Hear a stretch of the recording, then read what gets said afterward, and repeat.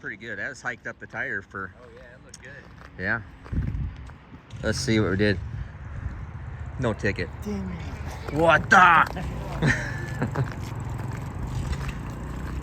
Oh, look at that. Just need to plug it in. Well, you still got good data. So. Yeah. That was 8. You didn't see that, but it was 828 on a half pass. I just told him to go to the 8. Yeah, just the 8th mile pass. That's pretty good, but yeah, the tire hiked up pretty good there. So we'll take a look at this ticket. So here is the data log. Time ticket, 132, 60 foot. Oh, it's upside down. Was that a good first hit? Oh, hell yeah. Yeah, good first hit. 132, let off early. See where he let off at there in the pass. That's a good day. You said he went like a 490, what? 496, yeah. He let off right there about Yeah, so just before. Yeah, he let off just before. Yeah, 480. So that was about right. So we're still really soft. Boost wise is. That sounded real Where is this? 30. At 30. Yeah. So we'll get right after this thing. And it's all over the traction control right here. So when you see these marks here, that's all traction control. So obviously it's all hooked up and happy right here. So, you know, obviously we put some power there. That's on a shifting on, or spinning on the shift a little bit. And that's spinning on the shift a little bit right there. Those you won't need to touch. But once you download it and lay it over the traction control graph. It's constant. Fuel pressure is good. Oil pressure is good. 100 Yep. pounds steady. 100 pounds steady, that's good. So bring it up the traction control graph. You have to reload the deal. So fuel pressure is fixed. All right, and you can see there where it's all over it right there. We need to go ahead and take care of that. We can just raise that up since the track's real good, and then you just have to. If it's real bad somewhere, we'll have to change it. But so it's all over it right there. You can see that this is the actual curve, is the dots. Our program, highlight that red A, or I'm sorry, red retard A. The blue dots are the actual traction control graph. So we had it tamed down because last time we were out with the car, it was knocking the tire off right there. So I tamed it down a little bit, but now the track's good. We'll go ahead and put it back in. I think we'll go ahead and offset that whole area right there. It's on it too, right up the top. So go ahead and raise it up because we're gonna throw some more power at it. Yep. All right, so Kyle's changing up the curve a little bit. So we saved that last one as bad track. Kyle saved it as bad track. And then we raised up the dotted lines right through there. So it gives us more margin. So it's gonna allow us to go faster without hitting, or have a faster drive shaft speed without hitting the traction control and making it knock timing out. So since the track's good, you raise this stuff up. And that's exactly what we're doing here. So we're going to look at, go back to the data log and see what kind of boost it left on.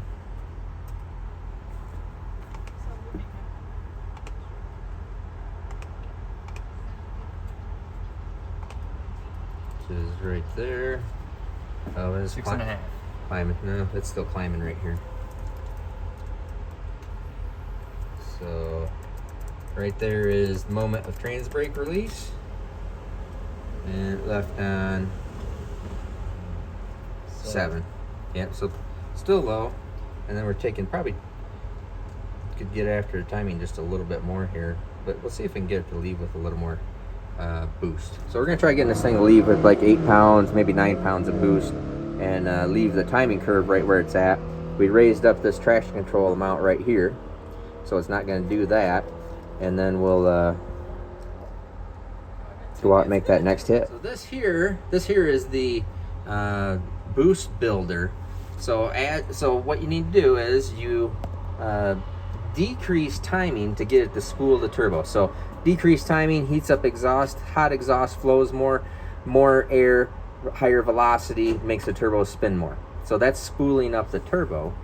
And so it starts at 0 boost, it has no timing out, and then it continues to take timing out until it hits our target boost. So we moved our target boost over, and then as soon as it hits target boost, it'll start throwing timing back in it. So this is all a pretty good way of doing it. Sometimes it makes it bang really hard. I usually do it, this is a 1D table. I usually do it in a 2D table, but this will progress up there, so I think this will be fine. So I think we're ready to rock and roll. Clark is ready to go. Looks like he's got fueled, and yep, disconnecting the transmission cooler, and we'll go make another hit. All right, so we're past number 2, so we just made those changes.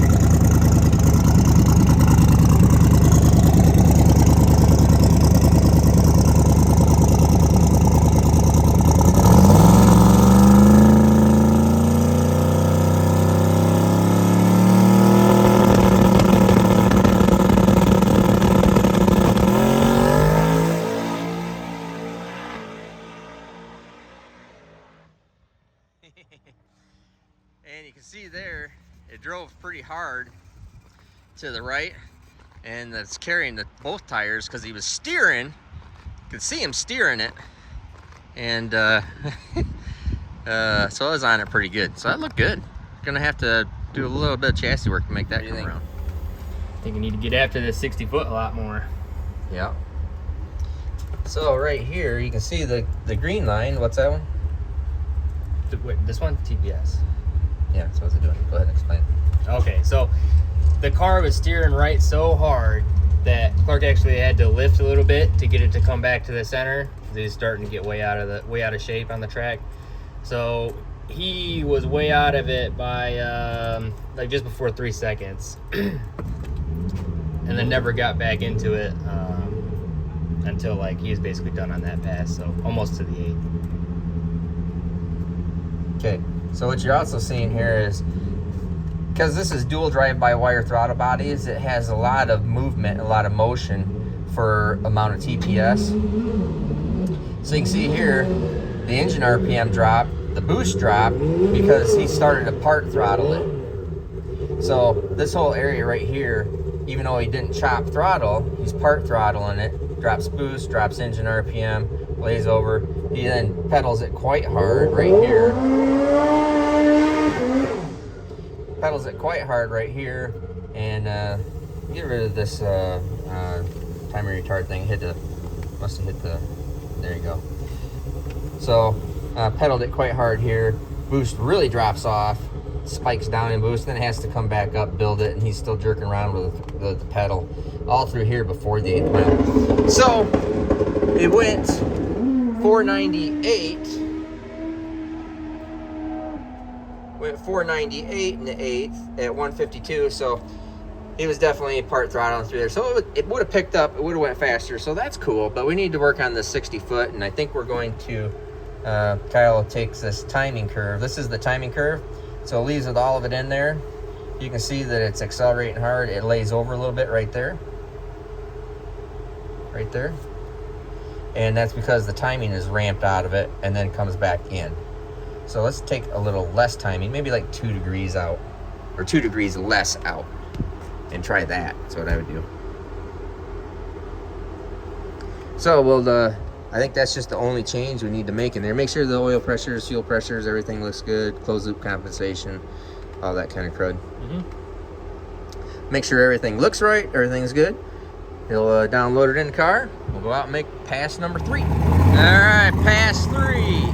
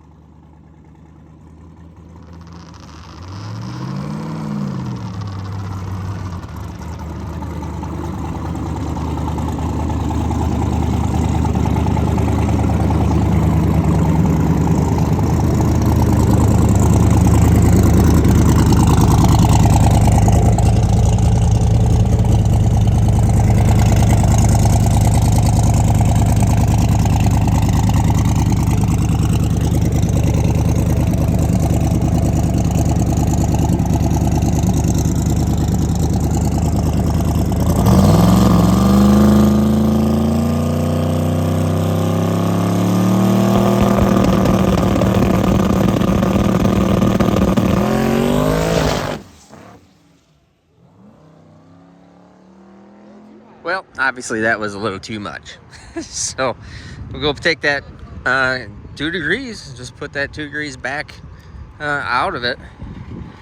So as he's driving that thing around, go do that, and probably just have to soften up just a little bit. It's just so hard to move 4,000 pound cars on that tire. It's just, you can make it work, but it doesn't reach a point. It's just really hard to move.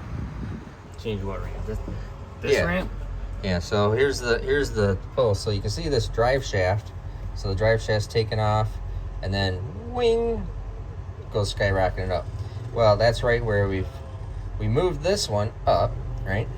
So that's 2 degrees more timing, and it took it there. You just move the cursor over. So it took it there. The drive shaft's still under control, but we ramped in with a combination of ramping boost and ramping timing right there. It just got angry. So yeah, I think we need to spread it back out. I'd probably spread it back out here too. Oh, yeah, probably 1.2 before it's all back in. So we can tame that down right through there. So you can probably compare the other Datalog to it to see what the timing curve looks like, and try to split a happy medium on it. All right, out here at fast forward.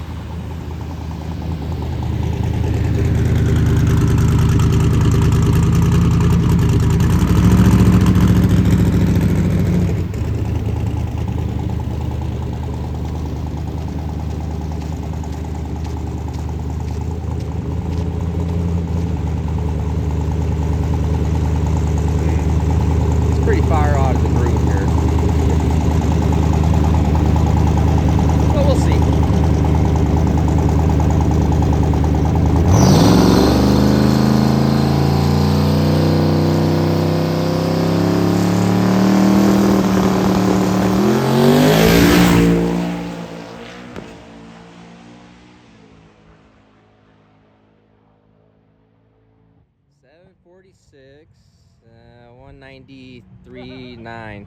So that's all right. That's all right. All right, so that's back after that pass. Kyle's gonna download the Datalog, and what we're gonna do is Clark wants to change the tire to the regular radial tire. That's a radial slick 29.5, and he's got the regular drag radial tire. And so we're just gonna leave it exactly the same tune, except we're gonna, after the 8th mile, we'll just put a little more boost at it. So we'll take a look at the boost here real quick. All right, so we just noticed on that 746 193 pass, this is the fuel pressure line. Climbing like supposed to, and it drops, and then comes back up in high gear. And I think what's going on is the fuel is sloshing in the tank. Fuel is sloshing in the tank, and he's got a little baffle in there, and I think it's not allowing the fuel to come back to the fuel pump fast enough. And we've actually been making all these passes with no O2 on, no closed loop compensation. So we're going to turn the closed loop compensation back on, because that was pretty lean right through there, the purple and yellow. But the funny thing is it didn't do it the pass before, so, which is really weird. So I'm trying to figure that out. But I think I'm going to turn this closed loop back on, which it did, and see what we do here. And this might actually help our spool up. Was just a little bit different that last time too. Trying to figure out what's going on there. So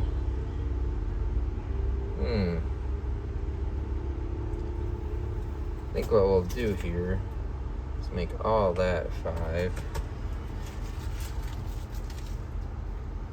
Same height. Yeah, there we go.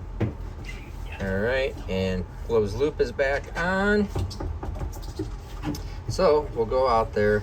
I'm gonna put just a little bit more boost just out the back door. The fuel pump catches up out there, it's no problem. And So we will add just a little bit more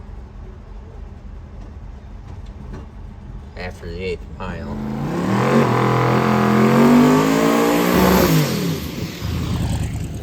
So this past 5 with the 315 radials. Now here he tickles the rev limiter here in the Burnout, which is 9,000 RPM. Really don't like it when they do that, but it is what it is.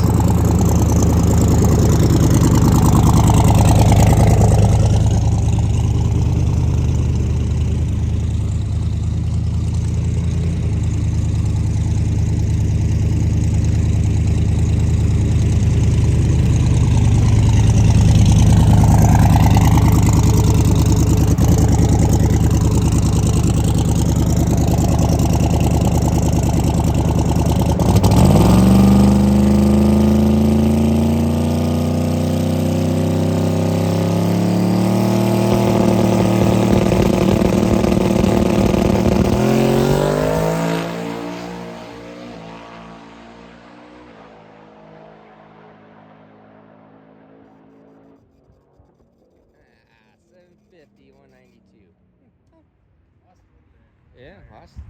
Yeah, well, yeah, I have to see what I do. It is carrying the tire out there good. Saw that it left. Yeah. Then it picked the front end up, and then it was driving the wall. And you could see him steering. I bet he almost lifted a little bit. He probably lifted, yeah. But I'm just dangling that front tire. Yeah, yeah, you can see it was turned. Yep. Yeah, and he had it turned over. Yeah. What'd you find? Well, the last pass, it was kind of a pooch. It didn't really do exactly what we expected. I mean, it ran almost identical time. So come back, pull the data log. They say, oh shoot, man, this thing has got the exact same amount of boost as it did last time, and it was having the same fuel pressure issue. So I go check the tune. It did not take the tune for some reason, even though I swear I triple checked it. I swear on it. But what we did find, what the problem is with the fuel pressure issue, is that mechanical pump on the front, it's just clamped on there with the V-band clamp, and that V-band clamp allows it to move. So it actually rotated that fuel pump and pinched off our fuel pickup line. So when that happens, obviously it can't pick up enough fuel, won't make fuel pressure, drops. So we straightened it all back out, gave it an extra couple turns on the V-band clamp, so hopefully it doesn't move again. Good thing it didn't burn it up. Yep. From a stupid fuel pump line being kinked over. So he's coming up.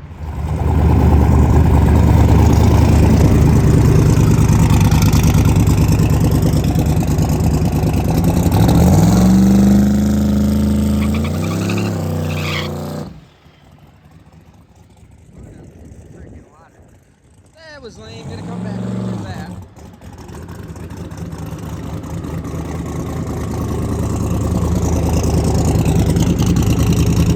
Oh! Go back! Go back! Go back! Go back!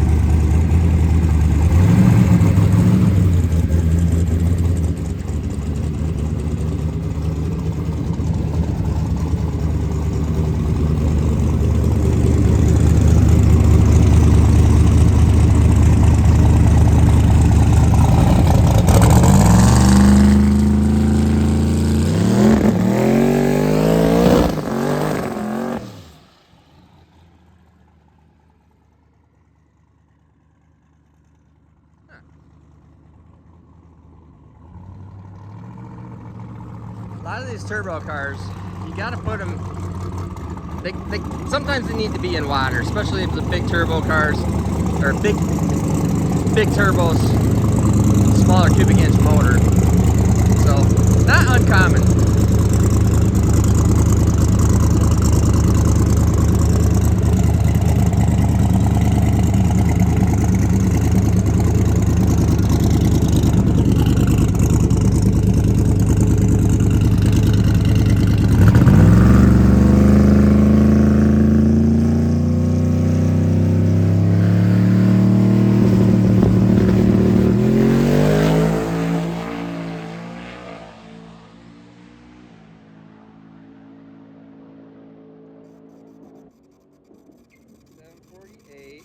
195.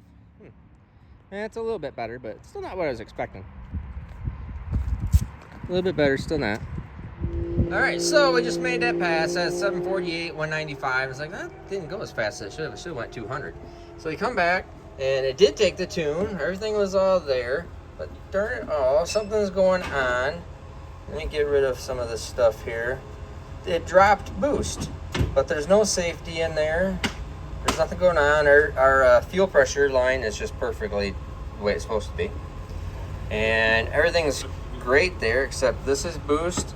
It went up like I commanded, and then all of a sudden, it just fell off a cliff and ended up going out the back door with less boost than what it has been. It still went, 195. So for sure it would have went faster if it wouldn't have lost 10 pounds of boost right there. So don't see anything in the safeties, nothing that would cause that, because it was still throwing. If you look right here, we measure the dome pressure. Now dome pressure is what adds boost. The dome pressure is still the same. It's what I'm calling for. So it's matching, it's doing what I'm calling for, and it just fell off right here. So we're done for the day. I think everything's all good. Clark's gonna go back and check all the connections, make sure something just didn't loosen up. If I had to guess, I'd say maybe something loosened up. And but it's not leaking at a silicone. Didn't pedal it, didn't do anything like that. Sorry, I'm just thinking out loud here. So somewhere along the line here, I think something's probably loose, if I had to guess, or maybe a partially burned off line, but no, it would have lost a lot more boost than that, I think. So I'm gonna have to figure out where it has lost its boost at. But all things said and done, it's running great. It's going down track straight. Everything looks good. Clark says party on. So we're out. See you at Drag Week.